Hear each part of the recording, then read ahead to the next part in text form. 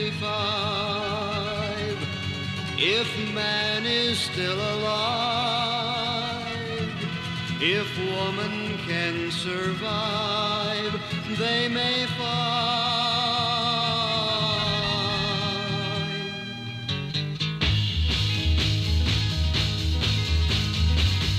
In the year 35, ain't gonna need to tell the truth, tell no lies. Everything you think, do, and say is in the pill you took today. In the year 45, ain't gonna need your teeth, won't need your eyes. You won't find a thing to chew, nobody's gonna look at you. In the year 55, your arms are hanging limp at your sides. Your legs got nothing to do. Some machine. Hey, Batman fan, what's up?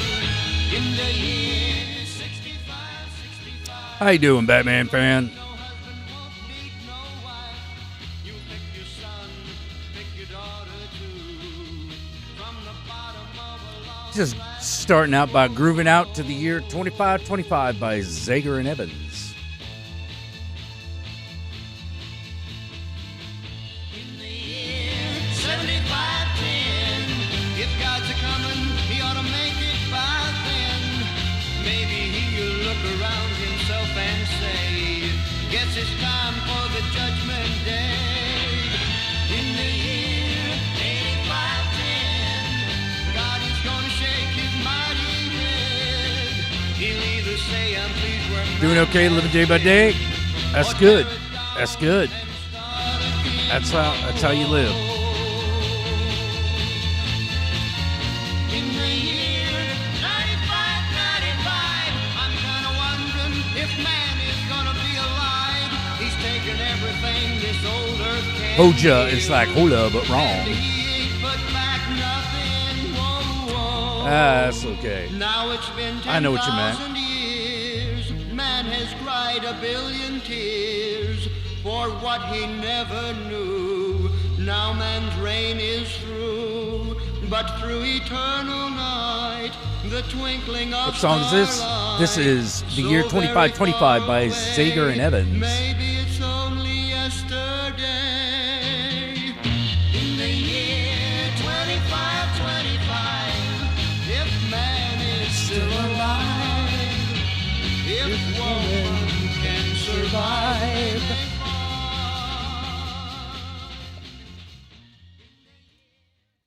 That's one of those great, like, apocalyptic songs from, like, the 60s.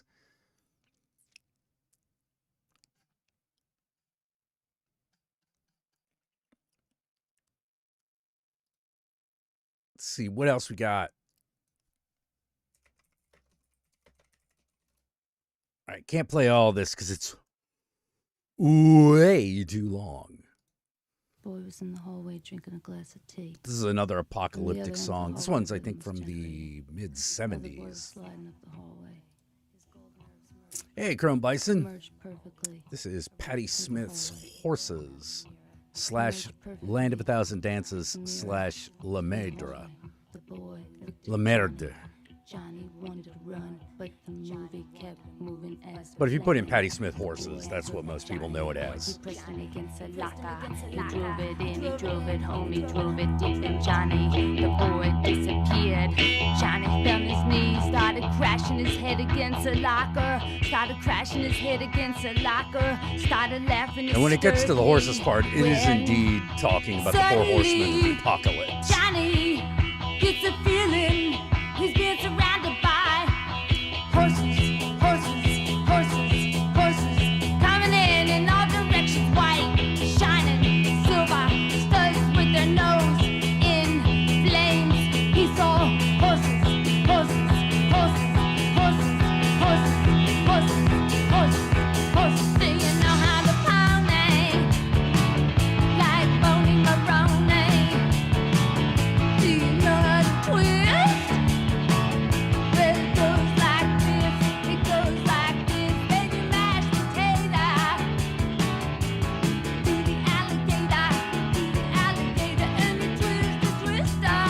Yeah, I really liked. I liked Good Boy. I liked Good Boy. I thought it was a really good movie. It's a very low budget flick, but it does a lot with a little. Um, yeah, we liked it. We liked it a lot. You know, poor doggy. You know, sad story about doggy. You know, poor little pup. He's just doing his best.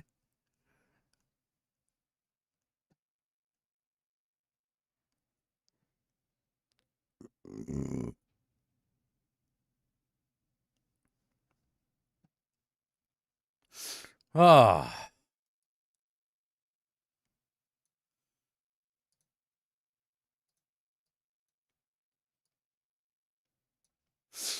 Whew.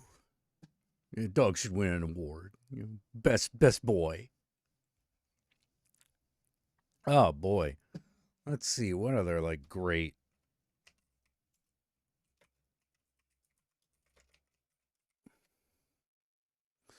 Here's one. This is not necessarily about the end of the world, but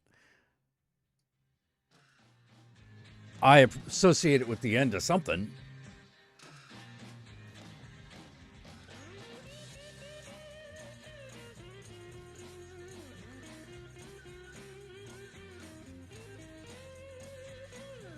Oh, isn't Onion Love Balloons? I actually don't know if that's about that. It might be. That's where my music knowledge it doesn't go that far. It doesn't go there.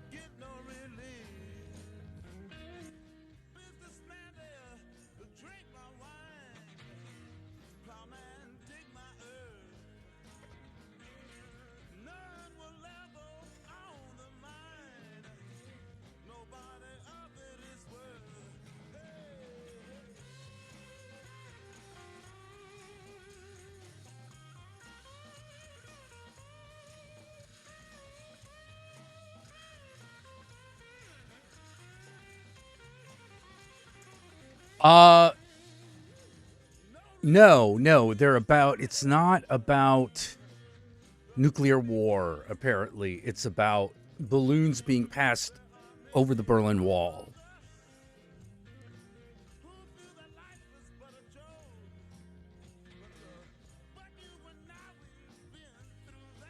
It's completely fictional.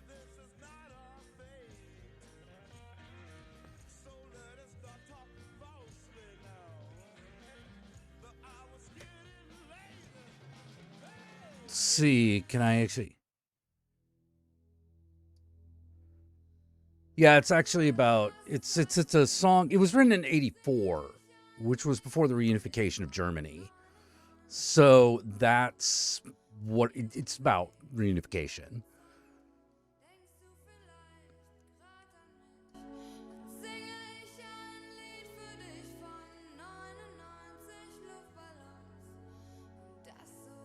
Yeah, it is an anti-war song.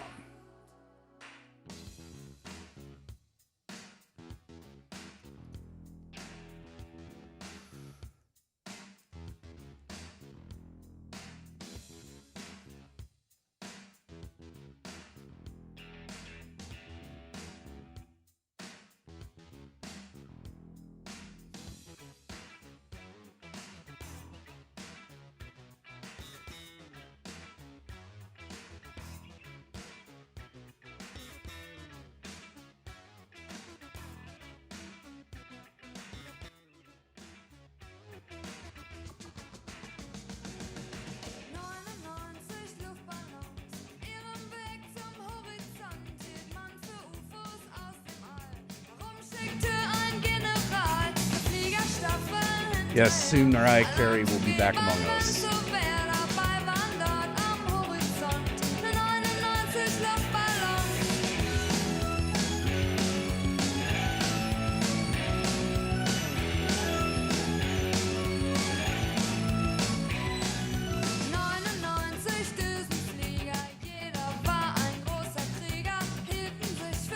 Yeah, that's the history. The recent history of Germany is a great example of reunification. Like, even if America does find a way to split itself apart, which I'm not saying it won't, I'm not saying it will. there's always the chance that it will reunify.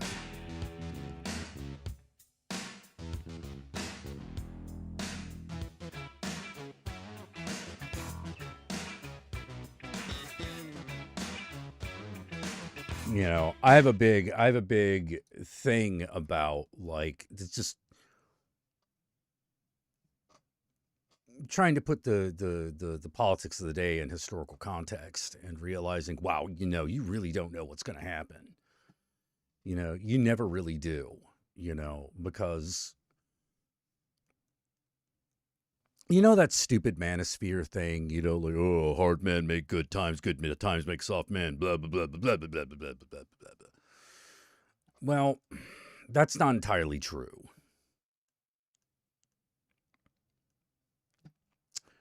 It's more like hard times make heroes out of people.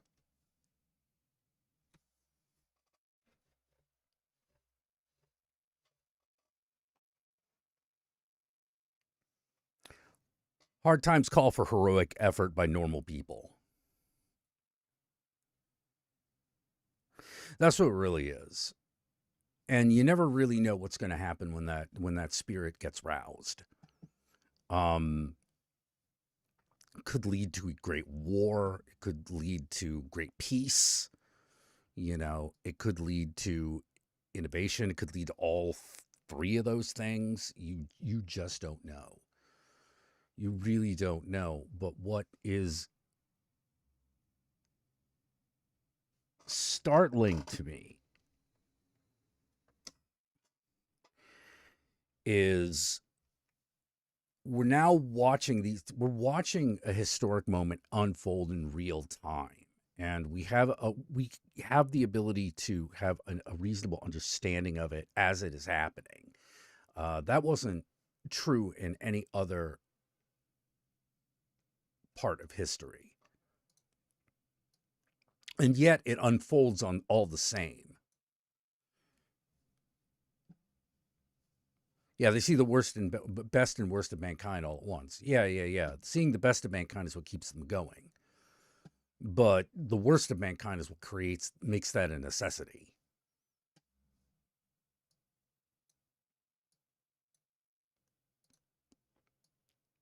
You know, you don't always know what people are going to do. You know, not the collective we the people. Yeah, I do believe the revolution will be live streamed. It may not make it. It will have to be the news will be bringing up the back. The news itself will catch on later, but like with the speed everything goes now, I'm not sure that won't be fast enough.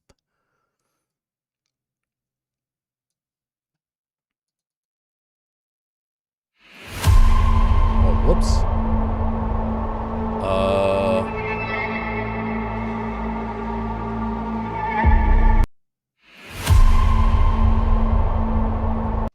Okay, there we go.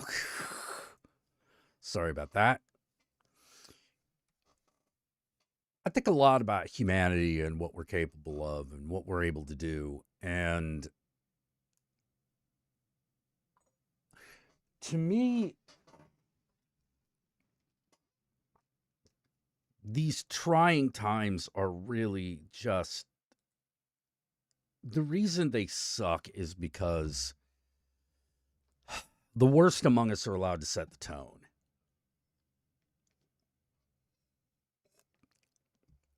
Now, this is kind of inevitable. Like, they're definitely, at some point, the wrong people are going to have the microphone.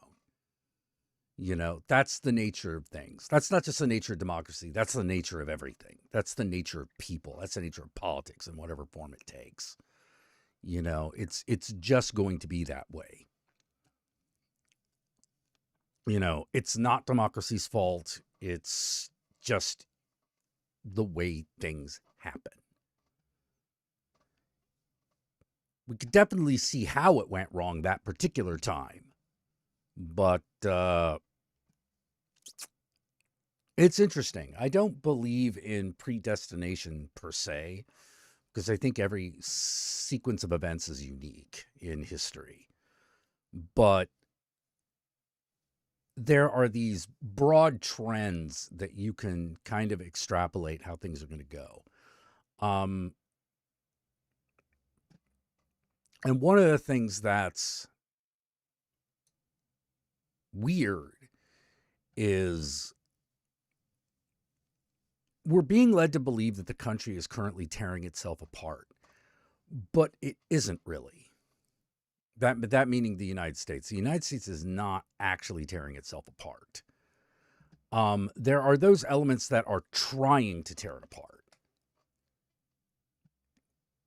And they are working diligently, and they have a lot of power. But America being torn apart is far from an inevitability. It really is. Like just today, for example, the Senate declared a lot of Trump's tariffs illegal.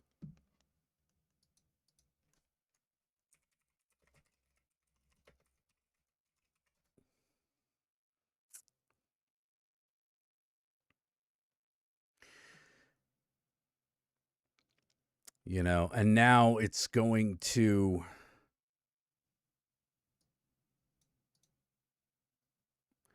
the Supreme Court. Now, this is one of those decisions where they could go along with Trump, but there is a lot on the table.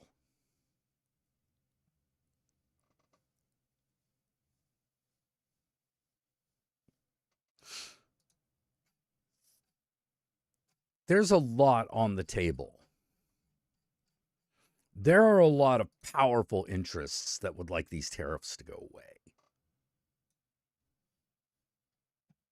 You know, so we don't know how that's going to go down. But the Senate was like, yeah, fuck this.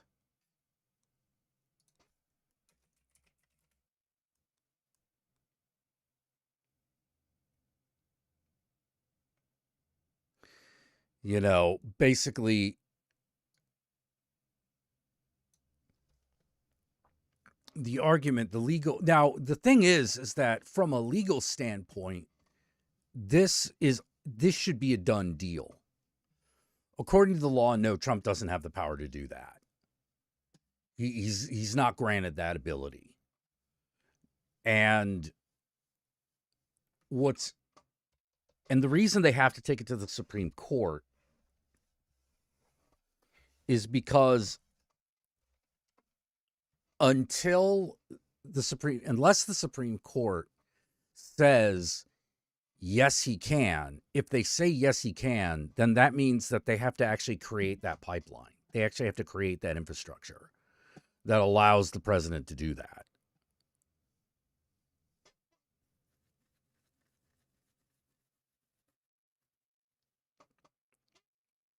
Because you got to think of it this way, you know, you got to have people who collect the money, the people who do the accounting, you know, the people who check all the shit.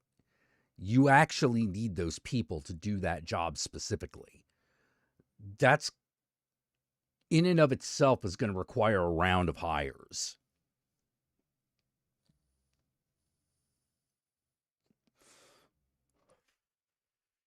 Because there are so many of them. You know, usually a tariff is against a specific country, but we've done it but he wants to do it so unilaterally, it's going to take infrastructure to actually pull off. Infrastructure which may not exist. So it will have to be built. So the easiest answer is to say, no, he doesn't have that power. Because that upsets the least amount of shit. But this is this Supreme Court, so who knows? They might say it's legal, then it's back on. You know, and now we're spending more and more money in order to make less money. which is a terrifying downward spiral. Like, that is a scary downward spiral.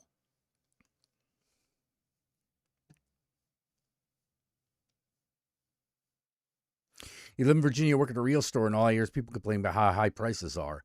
Yeah. Prices, and they're... And if the Supreme Court fucking decides that the Trump tariffs are legal, they're going to go up even farther.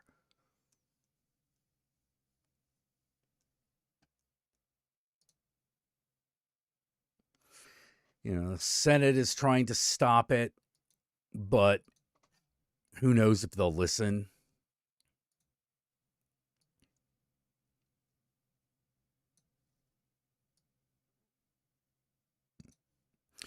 It's one of those things where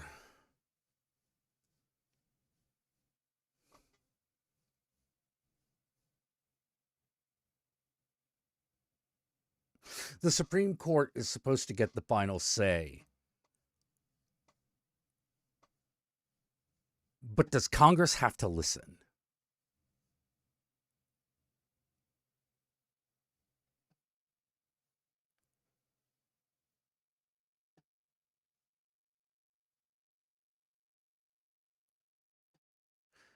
This is why what Trump has done is so dangerous.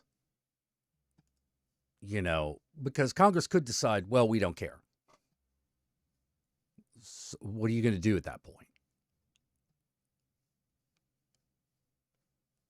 Now, chances are that's not going to happen, but it could. It could. We'll see. Our governor made emergency backup for SNAP benefits. Yeah. Yeah, good.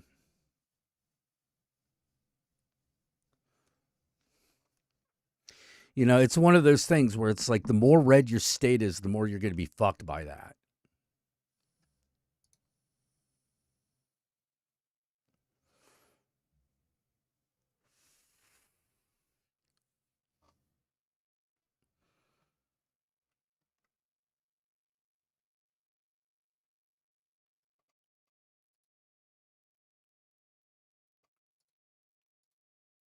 You know, I guess we'll see. I guess we'll see. Wow, that's some bullshit, you know, like, hey, how about some uplifting music?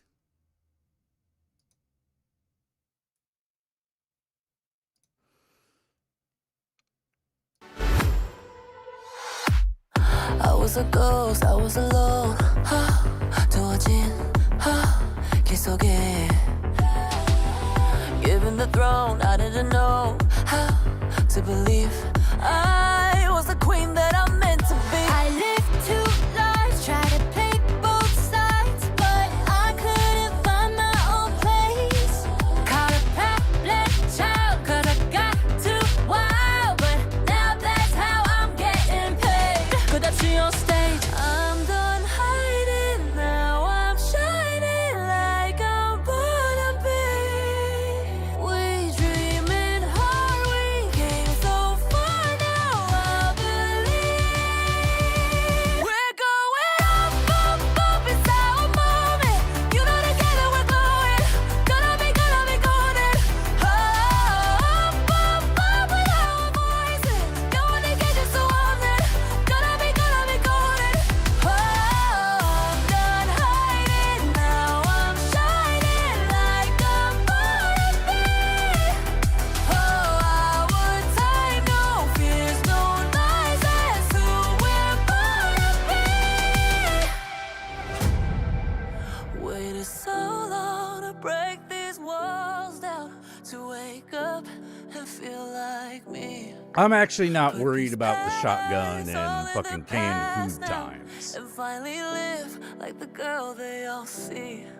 canned food's not a bad idea just because of getting rid of SNAP benefits. So you might want things that are non-perishable if you don't have a good food bank in your area.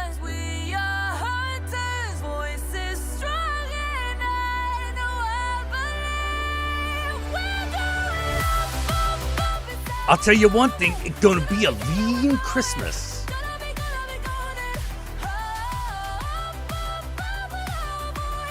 It's not gonna be a great Christmas for retail. I mean,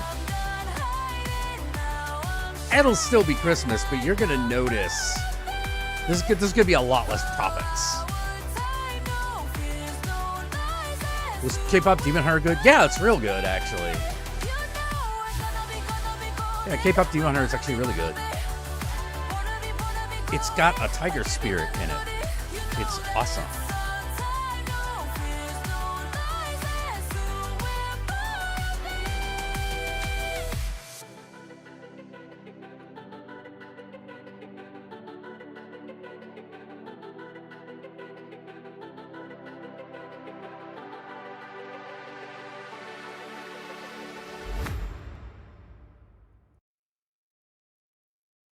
It is a good movie. You know, I don't think it'll ever be one of my favorites, but like it's really good, and I've seen a lot of movies. You know, some movies are just never gonna be fucking knocked off. Like oh, I don't know. Blade Runner.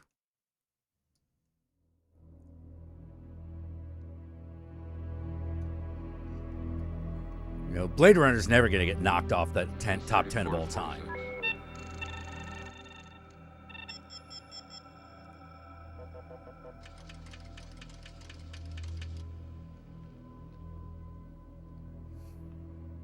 Pull back. Wait a minute. Go right.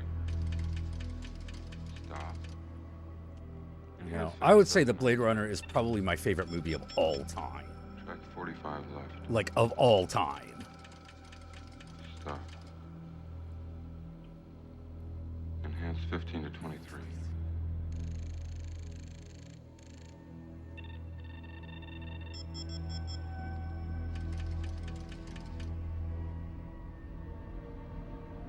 Give me a hard copy right there.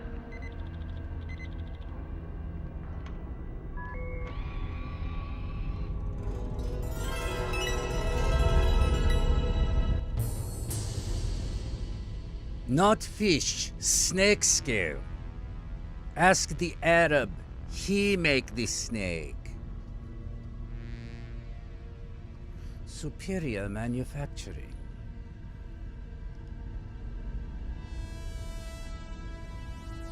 Which version? All of them. I own all of them. I keep...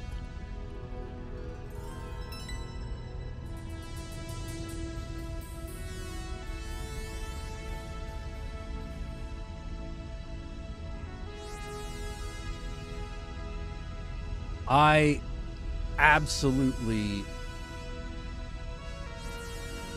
love Blade Runner.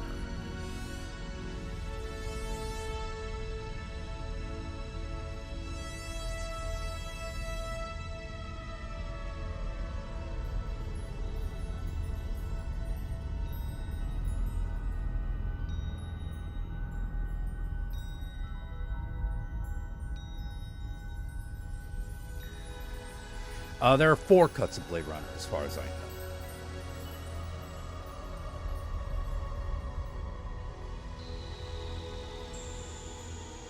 You couldn't get into it.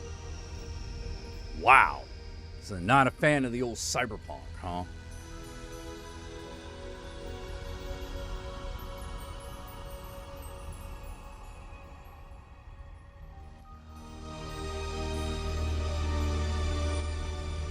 Cyberpunk for me is one of those defining genres.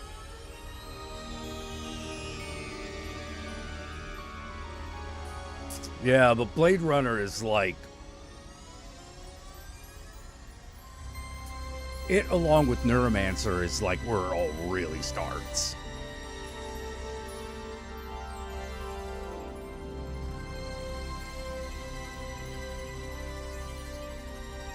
You know, a future that is both brilliant and awful. Oh, Seventh Samurai, that's another great movie. Yeah, Cyberpunk 2077 is a great game. It is a great game.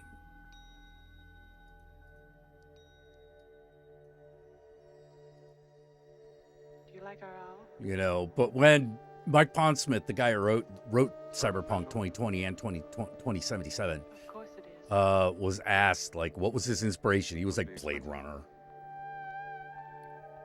Very Blade Runner was the inspiration. I'm Rachel. Deckard. You know, sure, there's Neuromancer and Islands of the Net and, you know, The Artificial Kid, Bad Voltage, The Shockwave Rider, May I ask you a you know, question? like books like that, but real inception point is Blade Runner. That's the Have you ever been human by uncontroversial, the incontroversial fucking But in your inception position, that of is a risk. cyberpunk. Is this to be an empathy test? Capillary dilation of the so-called blush response? Akita? Do you mean Fluctuation Akira? of the pupil? Involuntary dilation. Really? I'm one of those guys who understood Akira the first time through. We call it void comp for sure. And everything I read about Akira just confirmed what I had already figured out. I want to see it work. Where's the subject? I want to see it work on a person. I want to see a negative before I provide him with a positive. What's that gonna prove? Indulge me. On you? You can't stand Catcher in the Rye? Well, Catcher in the Rye is Boomer. It is disaffected Boomer. You know, if you were not a disaffected Boomer, that book does not speak to you as much.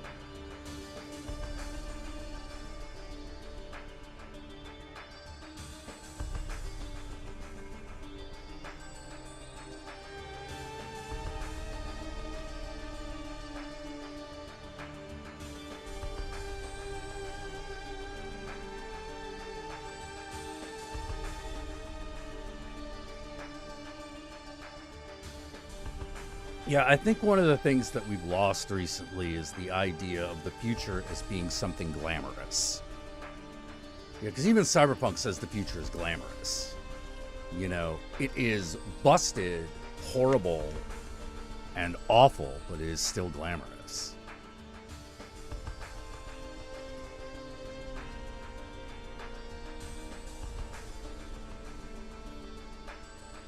There is still room for the human spirit, because the human spirit refuses. This human spirit refuses the system.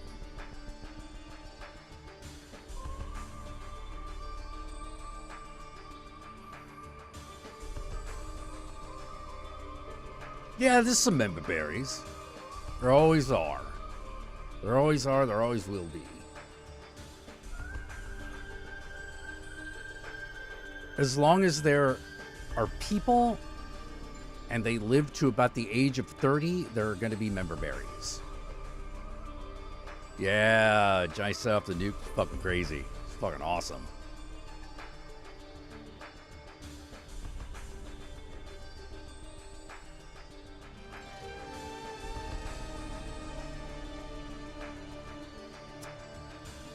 People can't imagine Star Trek anymore.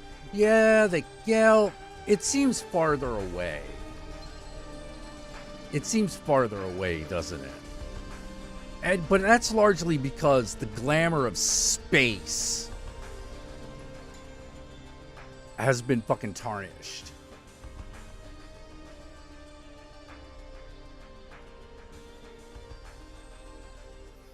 You know, like we dreamed of going to the stars. Now we're going to be lucky to go to the moon.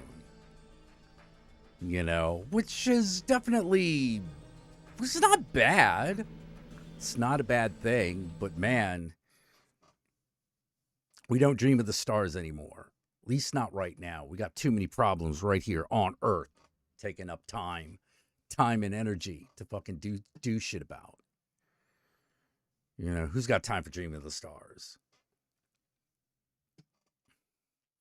You know,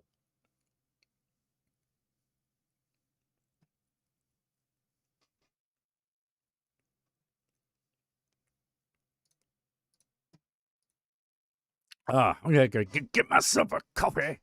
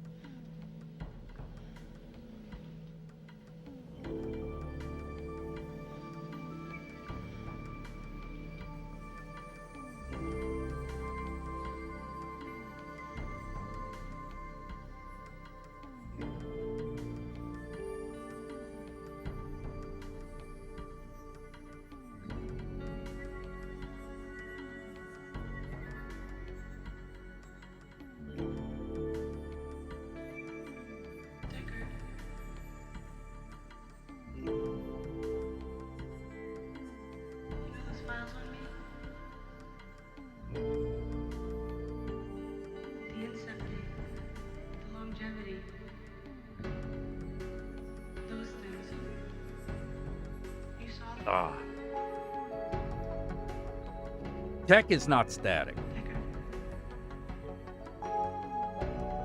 It's not. It's just that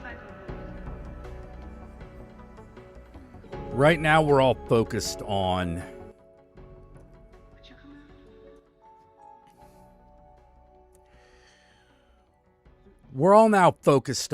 like America becoming fascist. That's our big like fucking issue right now. That's our big all-consuming that's the big all-consuming part of the zeitgeist. You know, keeping America from becoming a fascist state, an outright fascist state, which, ooh, boy, damn if it doesn't seem to want to head there at full speed.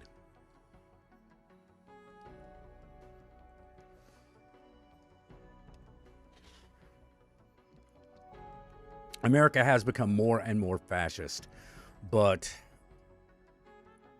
we haven't experienced its worst elements yet. There is so much farther down that we can go, you know. But that fucking No Kings rally, I think that's putting the fear of God into some people. 7 million. 7 million people in a nonviolent protest. You only need about half that to create a revolution.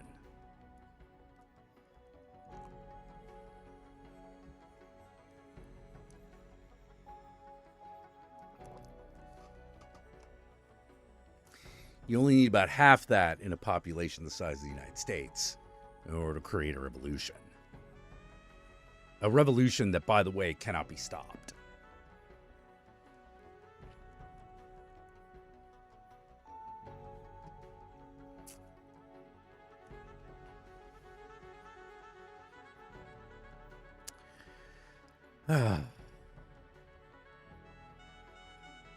Actually, maybe I'm overestimating. Hold on. Calculator. 300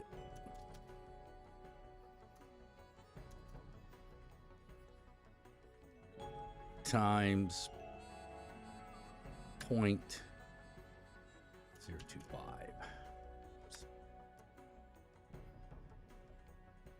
Now, 7 million is about what you need in order to 7.5 million is about what you need in a country the size of the United States to create a revolution that can't be stopped. And that's a number the protests have hit.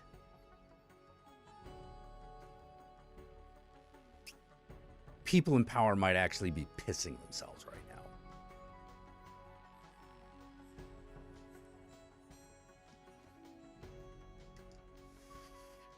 Because we're not talking about voting.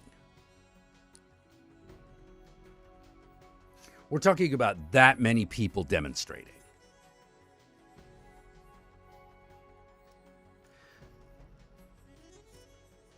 That many people fucking going on general strike shuts the country down.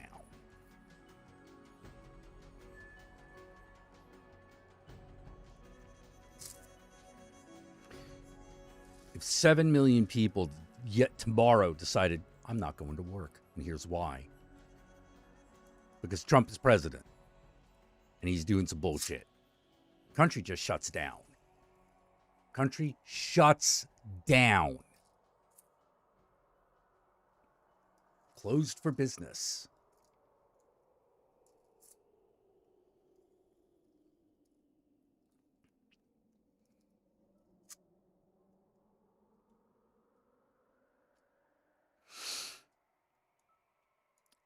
And the demand is simple. We want a recall vote. We want a recall vote on the president. Right now. We want a special election.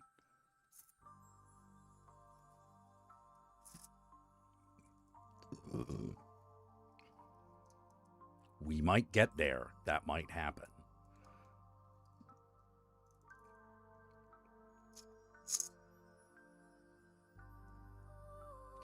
Because America right now is pissed. It's angry.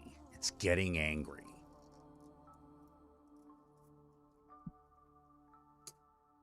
And right now, it's still a little playful.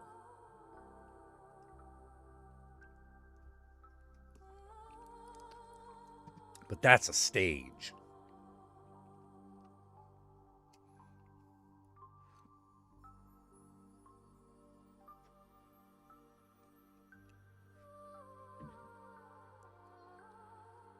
People are saying, oh, well, the protests don't mean anything. I'm like, that's what you think. That's what fucking you think. Trust me, this is just the stage that they go through. This keeps up, it's going to go to the next stage. What's that? Actual demands.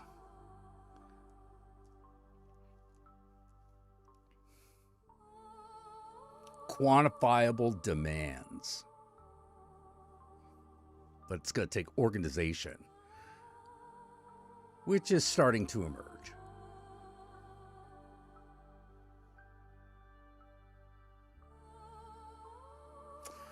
And they'll try to clamp down on it, and maybe there will be violence. But that doesn't stop it. Nah. It's gotta run its course.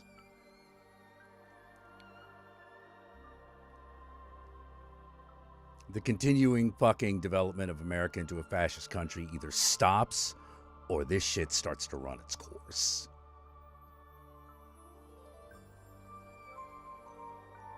Will we need a demagnification program? I don't think so.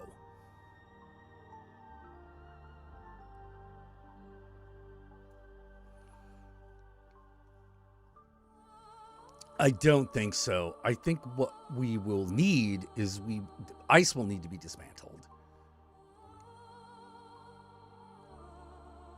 ICE will either need to be dismantled or given a completely different commission. Meaning it will either needs to be totally fucking destroyed or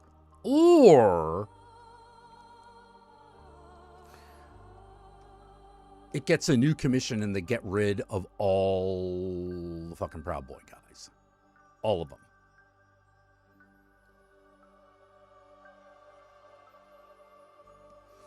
Because with the new commission will come standards. And most ICE agents aren't going to fucking qualify for the standards. And there'll be a big fight over what the standards are.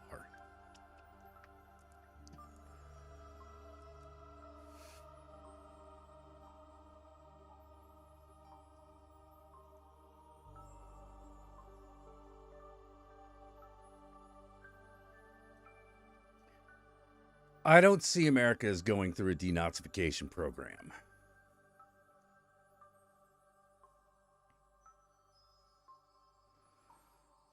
But I do see it doing something similar under subtler means.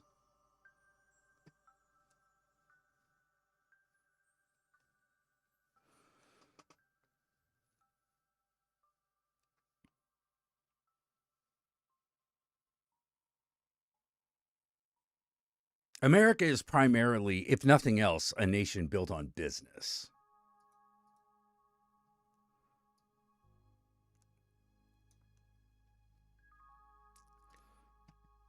So it will do it that way.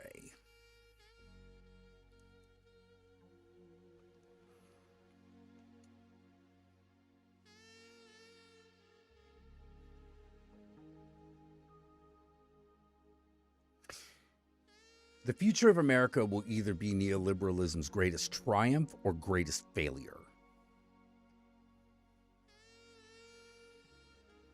I don't see there being two ways about it. And believe it or not, kids, neoliberalism winning is not that bad an option.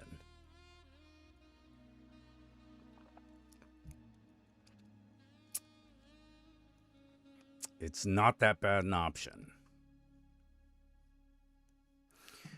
They'll have to be there will, because along with it will have to come, because it inevitably does, a reframing. There is a third option, which is neoliberalism changes into something else, which is just as likely as the other two. You know, I'm not willing to put money down on which one it is. But I know people like getting paid.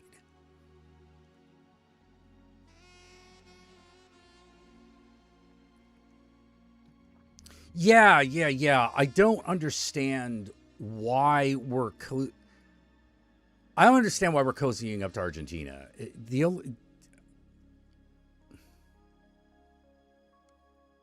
It's got to be just those because dictators like each other.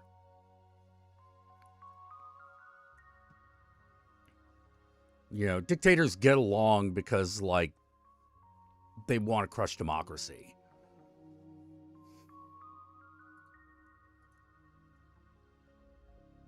And while neoliberalism is not necessarily democratic, it is cooperative. And like I said, people do like to get paid.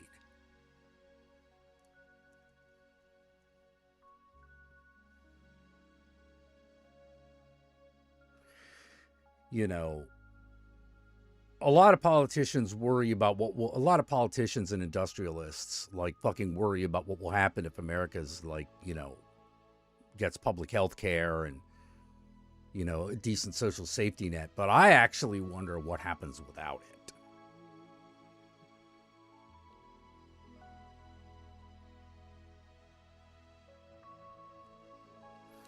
You know, I actually wonder what happens without it.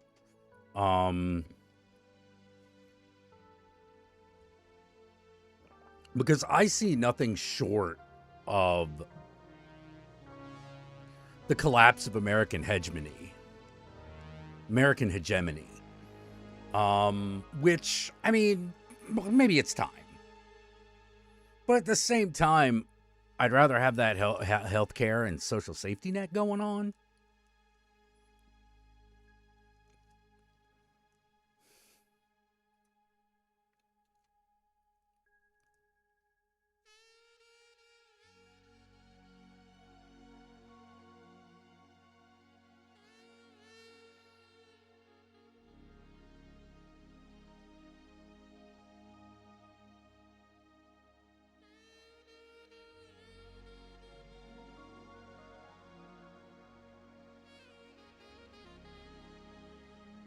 You know, but I guess we'll see. I guess we will fucking see. Hey, SL. I don't know what SL means, but hello.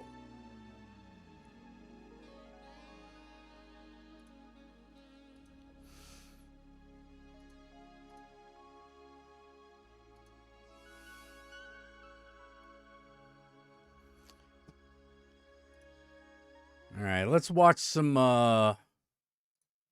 this is a video that I'm a little curious about. Let's Not sure if this counts as an RPG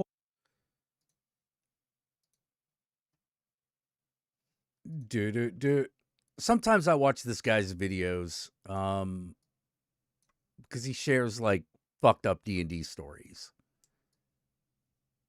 This one is called When Your DM is an Incel. Stands for Sexy Lizard. Well, tally-ho then. horror story, but I once asked a D&D subreddit, I can't remember which one, I deleted the post, about how I could possibly make a half Kenku, half human character. Sort of like how a harpy would look, human head with a torso. Okay. One of the things I have about hybrid characters, I have a thing about hybrid characters. I don't think that they're bad. But one of the things I'm always like,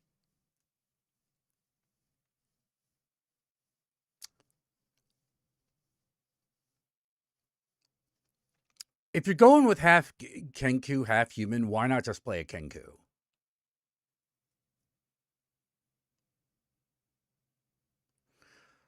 Like, nah, I mean, it's already a humanoid bird.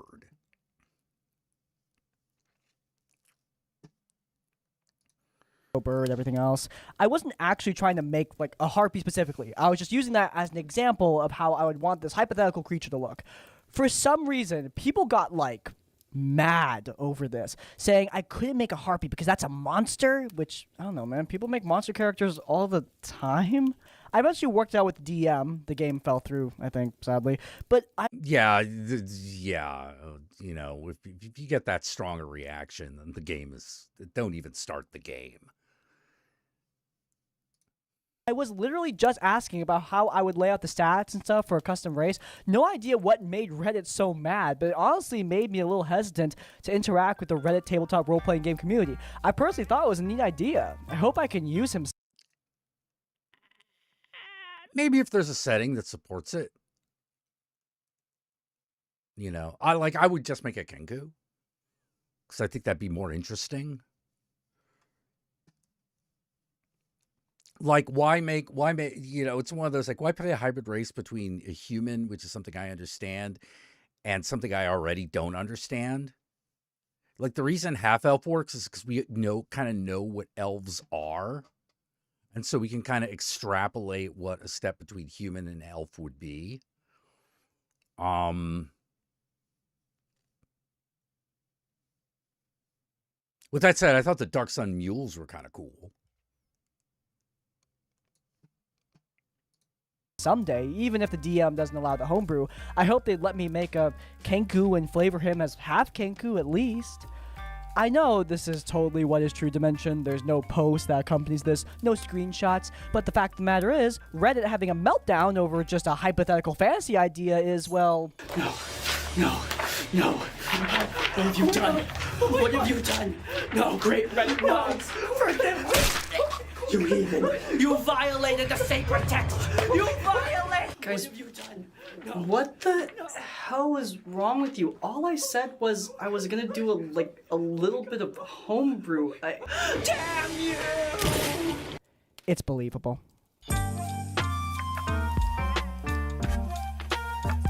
Yeah, it is believable. It's very believable.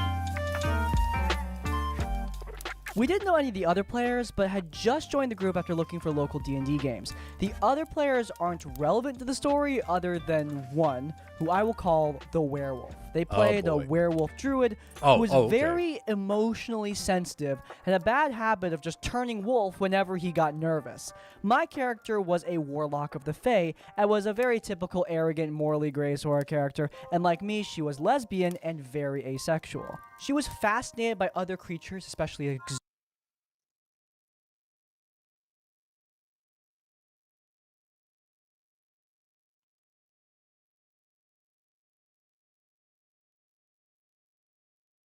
I just realized something. Sorry, this is, she said ace and lesbian, which kind of made my brain go, you know.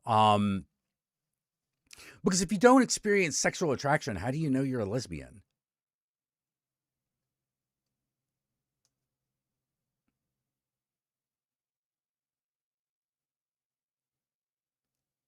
But I guess that's just the most rigid interpretation of that. I suppose you could be romantic but not sexual, as that's a different, as those are two different things now.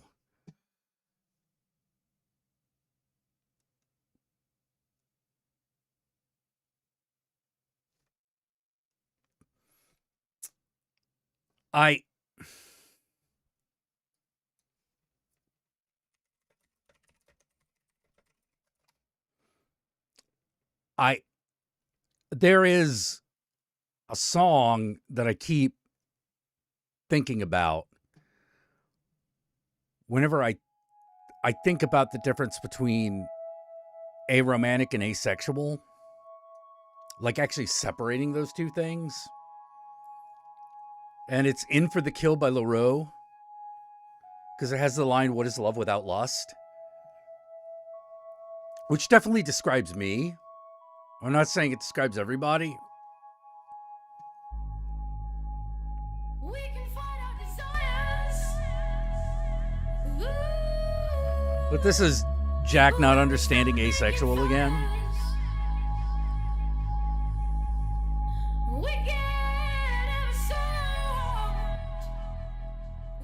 I suppose I just have to...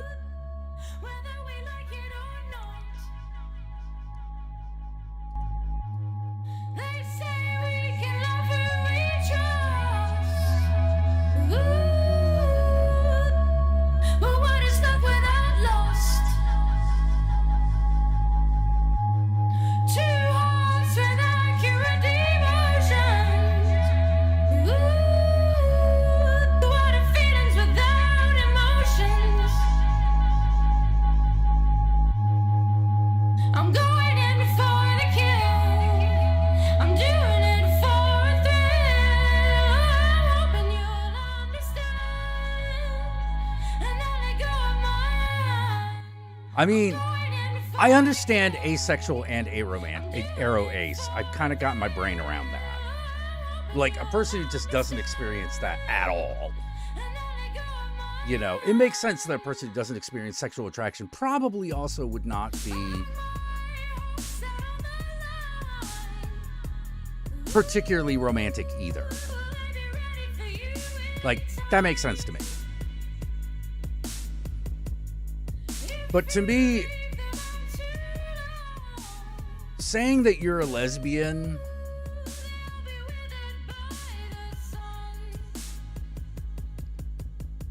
like does break my brain a little, because I'm like, well, there must be some sort of attraction involved, otherwise that phrase doesn't mean anything.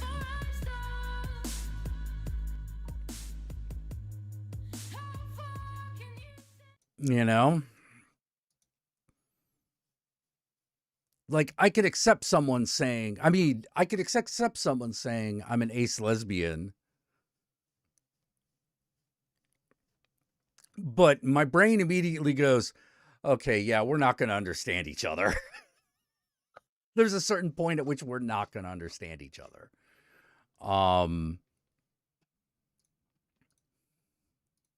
Exotic ones, and the Fey Lord she was sworn to wanted her to bring back samples and trinkets, and sometimes live animals for his amusement. Anyway, the problems began when we were in a dungeon solving some kind But of I suppose being an ace lesbian means that you're not sexually attracted, but you are romantically attracted to other women.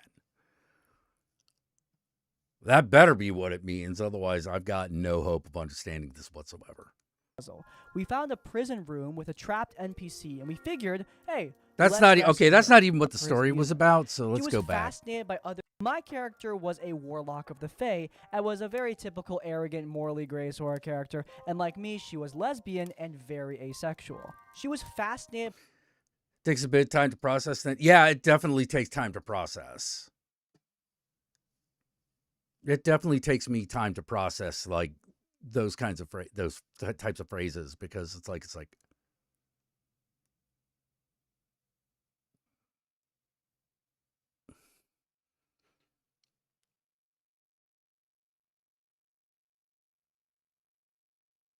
because I can't imagine.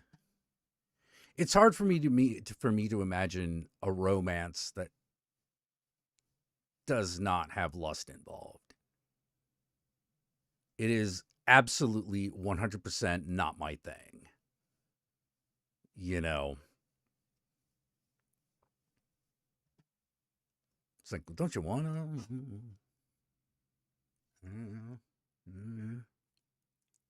Little bit, By other creatures, especially exotic ones, and the Fey Lord she was sworn to wanted her to bring back samples and trinkets, and sometimes live animals for his amusement. Anyway, the problems began when we were in a dungeon solving some kind of puzzle. We found a prison room with a trapped NPC, and we figured, hey, let's rescue her. My character was interested in her because she was a tiefling and wanted to do the cataloging thing. She was very glad we freed her and became a member of the party, helping us with her knowledge of the dungeon and the enemies that captured her. After we got out, we were all resting, and my character began talking to hers. She was very friendly. Too friendly. What was that? See, you guys think this is a bit, but I've seen things on the show. I've seen things. We quickly headed off. One of the other players joked that I finally found a girlfriend. We remained very close for a while until an arc where the party was split and she went with the other half of the group. For a while, I forgot about her until we were reunited and she started acting weird. This tiefling suddenly was overtly interested in my character, like romantically. My character didn't mind the attention, but I was weirded out by this very sudden change. When she asked if anything was wrong, the DM replied the tiefling missed her after spending so long apart. We were going on a secret mission to scope out enemy base, and I was going to be alone with her. Before that session, the DM sends me a text asking me how I want this to be. I replied confused, and the DM explained that he wants me and the tiefling to have an intimate. Oh, no, no, no, no, no, no, no, no, no, no. No, once moment while we're alone. that's not cool. You don't do that. You as a game master, you never do that. Like that's got to be everyone's into it, including the spectator players. All the players got to be okay with a thing like that.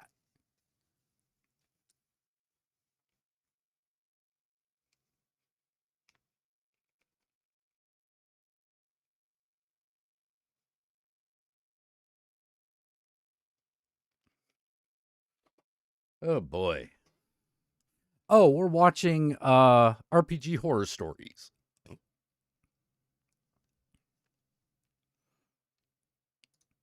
Obviously, I object, and Yeah, the DM I would too. seems to be okay with that. Like, I am okay with sex scenes in games, and I would not.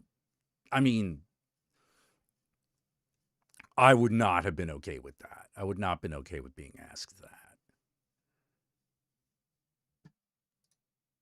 Seems. Yes. seems. However, when the session begins, she makes very uncomfortable advances on me, and due to some magical circumstances, like some kind of, I don't know, sex pollination situation, this thing happens Oh, anyway. no, that's Nothing real makes me bad. more horny than sneezing in a field of That's pollen. Good Lord, what the really bad. I was hoping to speak nothing of it and pray the other characters didn't find out. However, after we raid the camp and we're looting the enemies, Okay, this is a whole bad idea for a couple of reasons.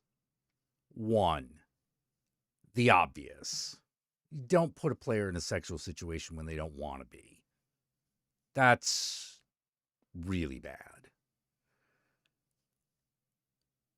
But even outside of that, it's still bad because now the NPC is showboating. Never have your NPC showboat for like a big amount of time. They get to have, you can have an NPC have a moment, but they're not the star. The NPCs are not the star of the story. The player characters are. The player characters are the stars of the story. You know, they're the ones that determine the plot. They're the ones that push the story, that pull the story forward. Sure, you as the DM push, but not like this. You'd never do something like this. Not if anyone. I mean, I suppose you could do this if everyone was cool with it, but when one person says no, that's the thing. Hi, Decker Fling. What's up? Yeah, nerds in your algebra. You know, like.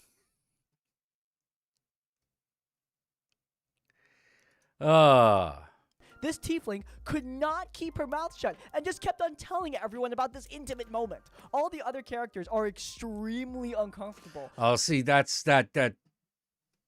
should have been okay. Stop, rewind. This isn't working. But we managed to keep it together until we get back to the tavern we were staying at in the small town. The tiefling tried Game Master's fired. some more uncomfortable behavior, like trying to share her drink with me and sit in my lap. All of us are baffled by the situation in character. And out of character, everyone but me and my friend think this is like normal? Huh? No, game's over. Game's over. Game's over at this point, baby. I tell the DM, this is weird. I'm extremely uncomfortable with whatever the hell is going on. He tells me to bear with it because it's important to the story. No. Wrong. The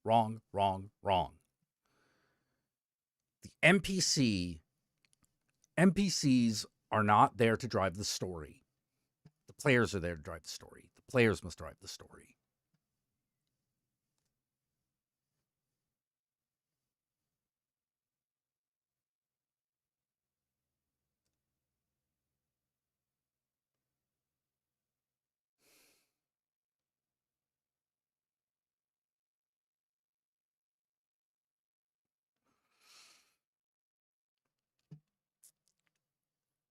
God.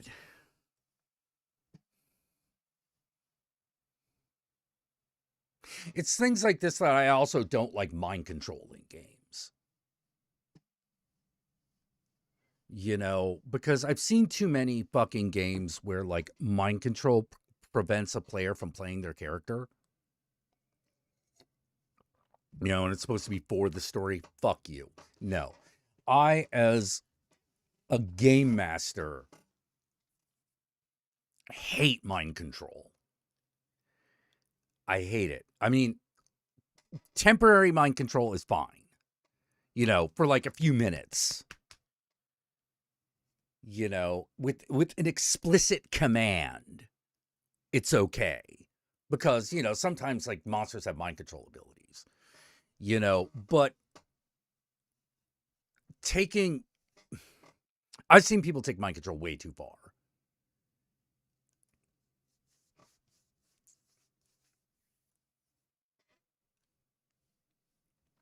Yeah. You need to be able to roll to fight it at the very least. Like, one of the things I feel about mind control is at any time,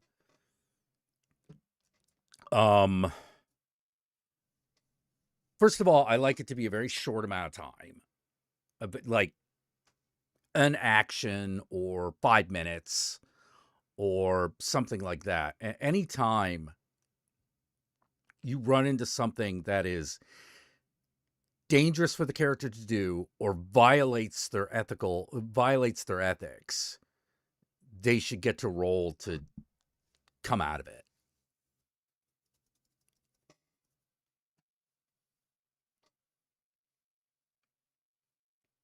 You know, it's just one of those things. It's just one of those things. I've just seen too many. I've seen abuse so many, and the funny thing is, the worst abuses of mind control usually happen in LARPs.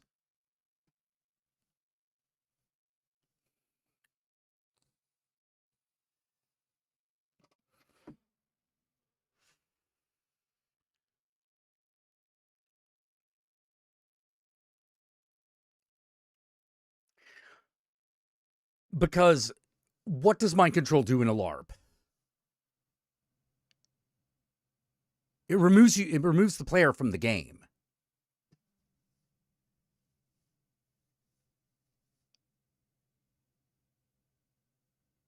It's a LARP. Now, fascination, an artificial fascination with, or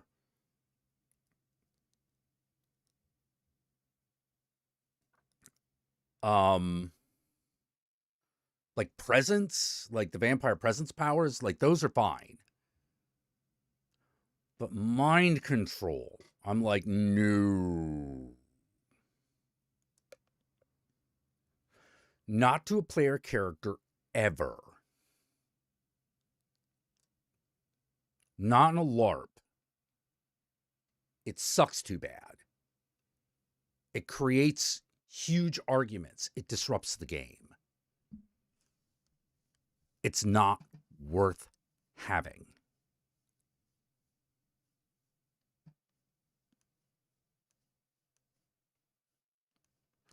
The only way I can think of for doing it in a LARP situation is to have it be a very, very, very, very, like, very regulated. And the player gets something for playing into it.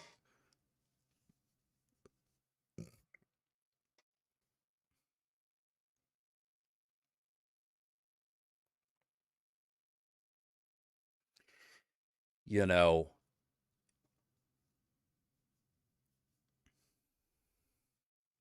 like in one of my games, it was like you could resist mind control at any time, but anything you did that the mind controlling monster didn't want you to do was done at disadvantage.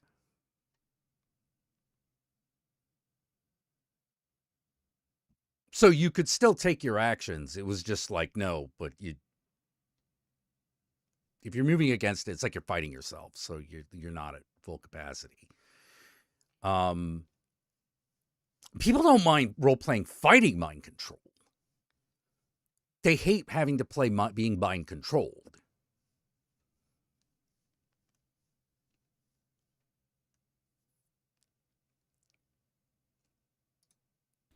Sometimes you really do have to bear down for D&D, though.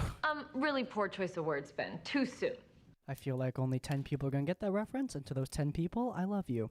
Somehow, I doubted it was actually going to be important. We make it a few sessions further and make it to a new town. We go looking for quests, and then we're making idle conversation.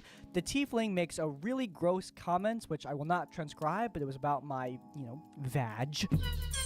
The werewolf gets too uncomfortable, promptly turning into a wolf and charging into town, smashing things, and this is where I just had enough.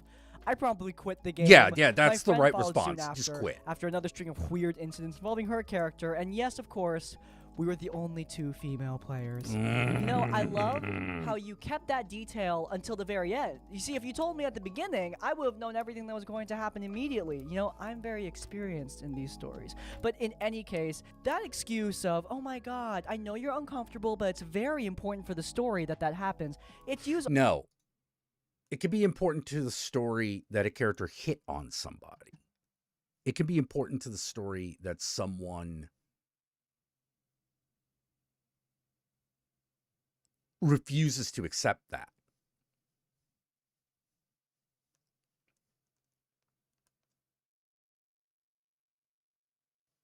But what he's describing is railroading. You're railroading a character into a romantic situation. You're a shit GM. You need to stop.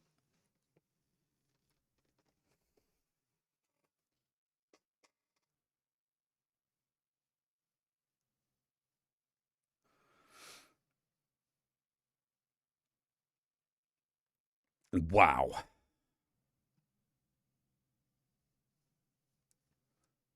all the time by problem DMs. Hell, it's used all the time by just bad storytellers in general. Look, sometimes discomfort is part of the story, but rarely is overt discomfort completely necessary in order to tell the story you're trying to tell. Like, does this intimate situation that the player did not want need to happen? No. No, it doesn't. Straight up. There is no reason for this to happen. The DM could have respected the player's boundaries and told the same story.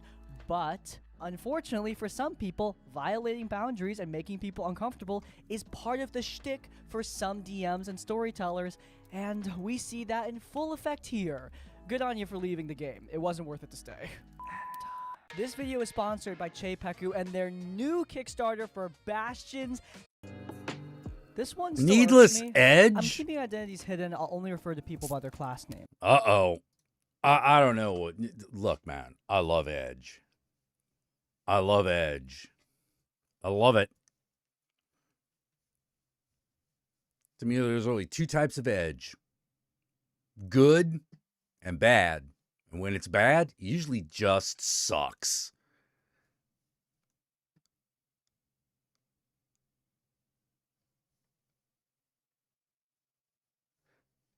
Is the Venn diagram of LARPers, a BDSM kid community, almost two loops stacked on top of each other? Oh, yeah. Hell yeah. Hell yeah. Absolutely. All right. You've cracked the code. Oh, no. I love Dark and Edge. You know. The only time Edge is a problem is when it's boring. Because that's not Edge at that point.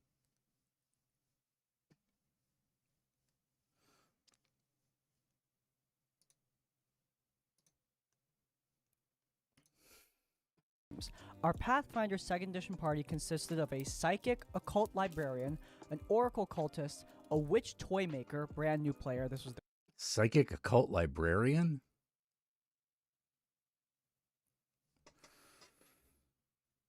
Hold on.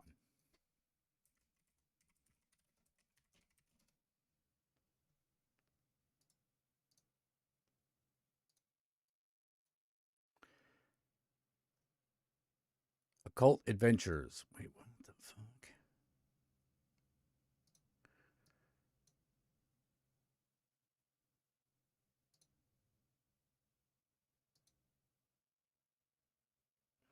I've never seen this book.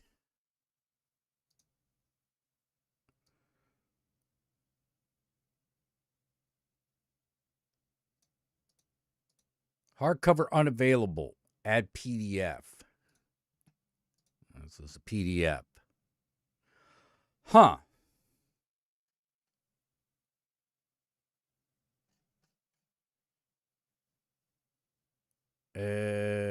OGL? No, this is a no. Occult Adventures is a first edition book. Hold on. Pathfinder Occult Adventures 2nd edition.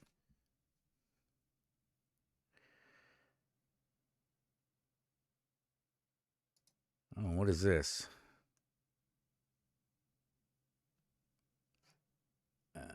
Occult Adventures. Some people trying to. Okay, there's no talk about bringing that into second edition yet. But maybe. I don't know.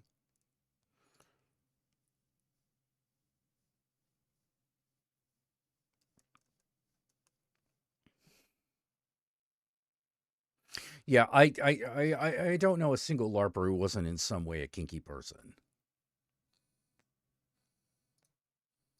Their first game ever, and a storyteller bard, our problem player. So, the way this all started was Witch mentioned to our friend group that she'd never played a TTRPG before. So me, being a dungeon master with about 2-3 years of experience and having a crippling addiction to RPGs, volunteered to run a game of Menace under Otari. This is the beginner box for Pathfinder 2nd Oh, edition. geez. No.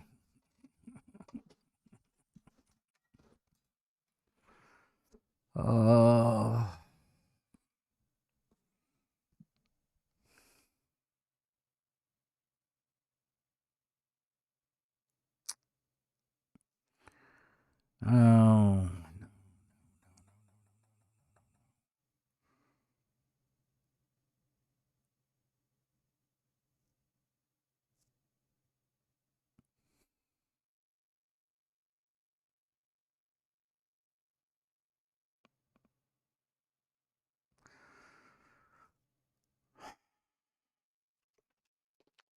Anyway. To help teach new players and DMs how to play. Everything was going fantastically. The party had a lot of ups and downs, playing as all backliners, so I gave them a DM NPC barbarian just to, give them a helping hand. The game okay, was, so it turned out well. was All right. genuinely one of my favorites to run. Everyone played their characters so well, especially our newbie. We were a room away from the boss fight with the leader kobold. I had been planting seeds all the way through the dungeon that led to this point. All they have left is one last single room of kobolds to get through. The party makes quick work of all of them, but notices one of them is still alive, so they interrogate them for more information about the upcoming boss. This was my chance to give them some final hints on what would play out, and about the secret final boss that was coming up. Ah, yes. The Phase 2, baby! Okay. Oh, thank God. That was a pain in the...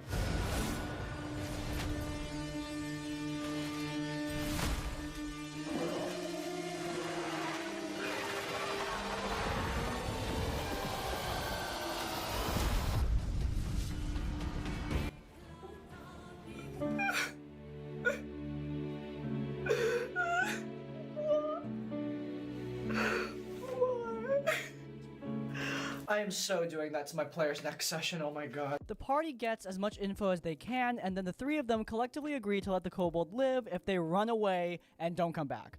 But the bard suddenly decided he wasn't going to let that happen. In a sudden and extremely out-of-character moment, as the party turns away to heroically take on the boss, the bard looks back at the kobold, who is covered in oil, they were threatening him during the interrogation, and says, quote, "Your story no longer entertains beta male." Sorry. He then throws the torch he was holding over his shoulder and onto the kobold, who goes up in flames and dies because they all have low health. Immediately, I stop everything and look at Bard, asking, "Are you absolutely sure you want to do that? That's extremely out of character. I don't understand why this is happening." He proceeds to tell me that he rethought his backstory without telling me, by the way, and decided his character has some PTSD about people stabbing him in the back after letting them go during his travels, and how maybe he was even a mercenary at some point. Yeah, I have PTSD from being stabbed in the back, so you know what I'm gonna do? I'm gonna stab this guy in the back. But why? Well, maybe. Why would you do that? Why would you do any of that? The other players were clearly unhappy with Bard's choice, but they double down and say this is what they want to do. Right away, the psychic says they refuse to continue adventuring with the Bard in fear of being boring and getting killed too. I'd already described the DM NPC as an honor-bound orc, so I remained in character and had them leave as well. The Witch and Oracle really wanted to see the end of this cool dungeon. And No. Done. Game's over. And the game fell apart and ended right there. I was genuinely angry and didn't want to lash out, so I stepped outside to take a breath and calm myself down before asking Bard to come speak with me in private. I explained how you cannot just change your backstory in the middle of the adventure without telling the DM. It's rude and throws everything out of whack. I want to remind you that this is not like a new player. I have DM'd for Bard and have been a player alongside them before. So this was very much out of complete nowhere. And I told them as much. If it had been a different DM that was running, they might have seen this as like intentional sabotage. Eventually, I seemed to get through to them and they apologized, but I'm still upset about it. Thankfully, my newbie player wasn't turned off from gaming and decided to scrap the game and play a game in their newest homebrew world. This time, I'm being a part of every step in Bard's character creation. I just...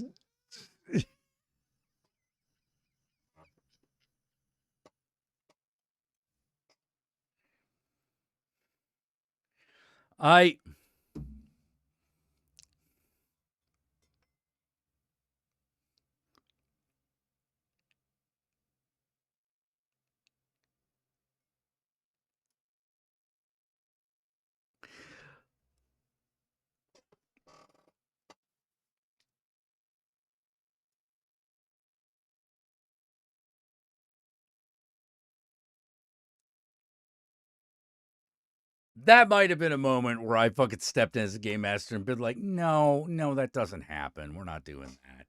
What kind of game are we playing here?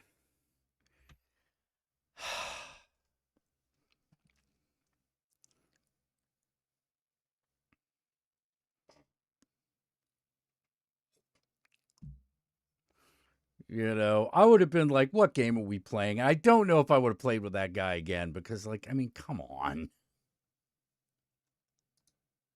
Process, so they can't do that kind of thing again. Wish me luck, and thanks for reading my not-so-horror story.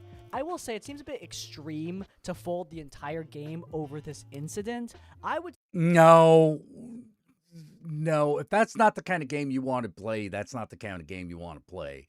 Like, let me put it this way. If I'm playing Warhammer 40K,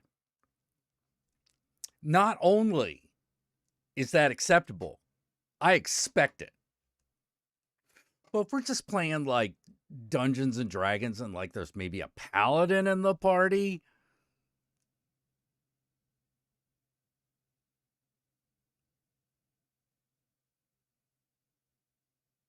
my question would be, are you just playing a bad guy? Because that's a bad guy move.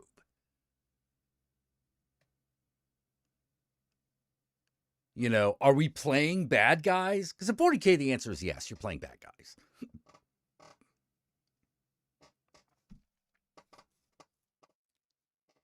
But in D&D, you might be playing heroes.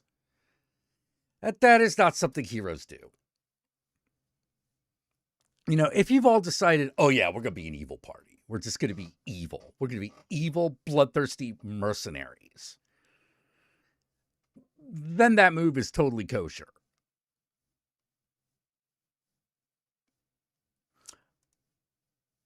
That's a problem player. That's a problem player. That's like, dude, you seem to be wanting to play a game that no one else is interested in.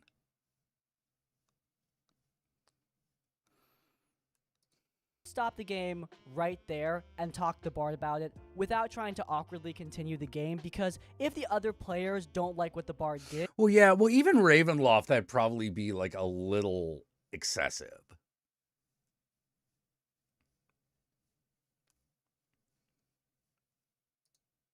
that much, it's worth discussing above table. Like, sometimes people are gonna do controversial things. This happened in an actual play on my YouTube channel. Fall Cosplay and her character went against the wishes of the rest of the party, but one, it was totally in character and made sense for her to do that, and two, it created interesting drama that the whole party was willing to play out. Had the players been actually upset out of game, I would have stopped the game right there and talked to her about it. Of course, with me, that wasn't the case. With this, yeah, I would be a bit more careful. I am glad that you talked to the Bard, though, and they seem to be walking this behavior back. Don't change your backstory mid-campaign. It just... Yeah, it's bad news for everyone. I don't know why you do that. Okay, I think I'm done with this video. This is like a third story. I'm just not that interested in random black hole. But yeah, man, like that came up in a superhero game where I'm like, what kind of game we playing, guys? Are you superheroes or not? because I came here to fucking run a superhero game. And that means big action. To me, that means big action, Silver Age nonsense. Like we're going to be, I don't want to do the dark age hero shit. Like I play like, I play like Vampire and Cyberpunk on the reg. Like I wanted to do something else.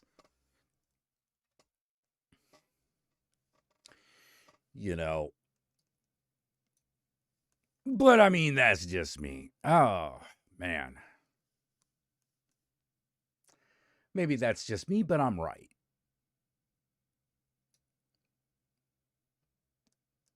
Oh, no, I wouldn't run Fatal for an evil game. You just be bad guys. Just play D&D or Pathfinder and just be bad guys. Or you play like 40K. You're just bad guys. Like, oh, we've got honor for the Emperor. Fuck you. You're a fucking hired thug. Shut up. You're a thug with a book is what you are. Now shut the fuck up.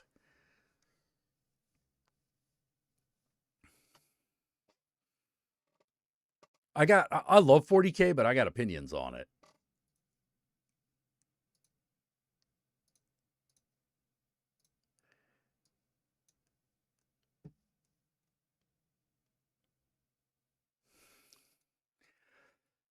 Like I love 40K, but I got opinions. Like if I'm playing 40K, I'm looking for the brutal move. Like you put me in Dark Heresy where I'm like working for the Inquisition, I'm looking to put people to the stake. I'm looking for the moment where I can press the big exterminatus button. Like that's what I'm looking for. But if I'm playing D&D, I probably want to play a good guy. I probably want to play a fantasy hero, which is usually what I do. It's funny, like in fantasy games, I tend to play good-natured himbos.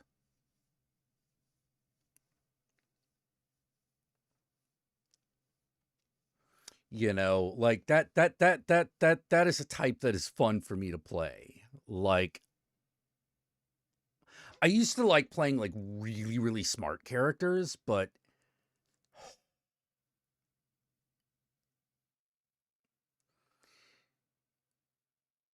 playing really smart characters demands a lot from the entire table.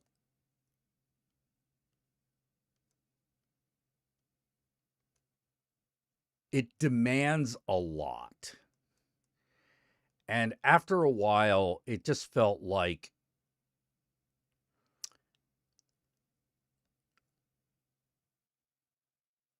I was overthinking things. Babylon has no alignment. Babylon has no alignment. It has no alignments. The closest thing there is to an alignment is if you are a heretic. And if you are a heretic, there are things that you can do that will cause you to lose favor with your god. But that's as close to an alignment system as we get.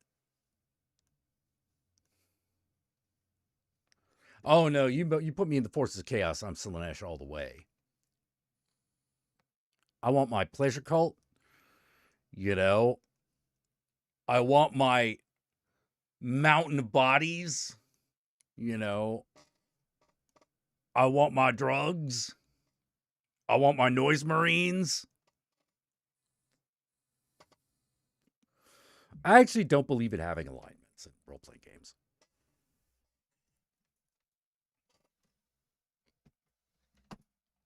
I think they're far too limiting and they cause too many arguments.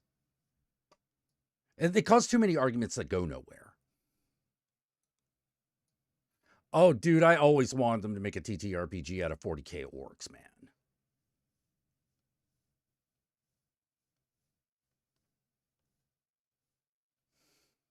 I had this whole idea.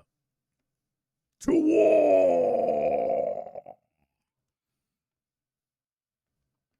I's the War Master. Yes, do what I say, 'cause I'm the biggest and the strongest, eh? You know, I always wanted to, like, I always wanted them to do an orc game where that was based around the Wa. And the idea is each player character is like, you're either like the head of one of the types of boys, or you're one of the special boys that is by themselves, like, meaning, like, you could be the head of the Squiggards, or a weird boy, or a cyborg, or a mad doc, you know, or a nob. You know, and you all had y'all asked your specialty. And your whole thing is that you're constantly at war. You're constantly at war. We is constantly advancing, and we is holding on to nothing except the enemy. And you would have the war boss. Like, that would be a class. Like, somebody plays the war boss. Everybody else either gets, like, special powers. Like, you know, the weird boy got the powers. He's got the thinky bits. You know, but everyone else has, like, an army of orcs that they command. And the whole idea is just basically you're looking for a fight. And it's a countdown. Like, you have a Wa counter that constantly goes up until there's not enough Wa. That starts to go down. We just need more fighting, boss. It starts to go up again. And I wanted to make it so that you could either be like a traditional Wa party, you know, or freebooters. You could be orc pirates, you know. Always depends on the kind of war you're after.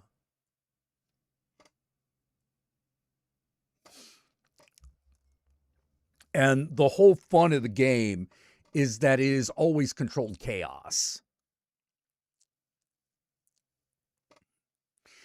You know, like,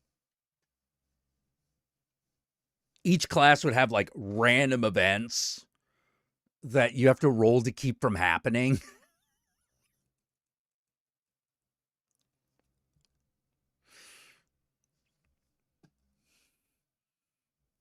Like, you're a weird boy. Your head explodes. Right, it's going to take 2 hours to regrow your head. You know? But you could still play as an orc with that head. You know, you just don't have any of your psychic powers.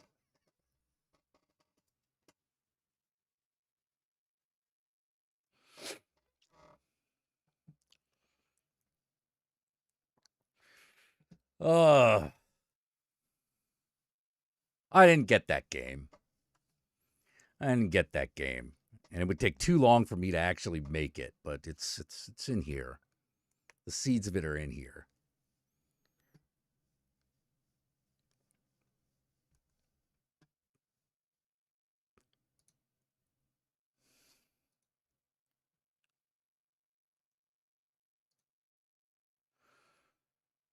Oh, man.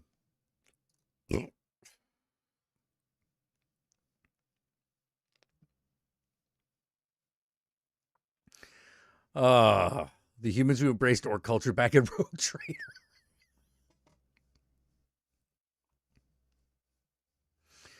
Oh, man. All right. Well, I've been going on an hour and a half and change. I think it's about time for me to